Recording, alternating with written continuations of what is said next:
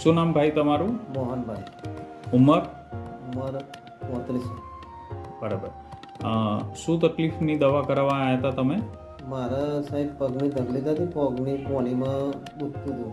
લગભગ 1 વર્ષથી દુખતું હતું. એની માટે તમે કોઈ દવા કરાવી હતી? દવા કરાવી ખાંસી લગભગ 1 વર્ષ જેવી દવા કરાવી બદલી. દવાખાનામાં આયુર્વેદિક દવાખાનામાં ગયા પણ મટ્યું નહીં. બરાબર. પછી હવે નસીપુર સરકારી દવાખાનામાં તપાસ કરી. સરકારી આયુર્વેદિક દવાખાનું નરસિંહપુર. નરસિંહપુર તપાસ કરી તે સાહેબે અમને પગ સાફ કરીને ઇન્જેક્શન મારીને અંદરથી લોહી બહાર કાઢી. હા, એ રક્તમોક્ષણ કર્યું કહેવાય. હા, પછી એનાથી મને અત્યારે 1 વર્ષ 1.5 વર્ષ થઈ ગયું. મટી ગયું, કોઈ તકલીફ નહીં મને. સારું.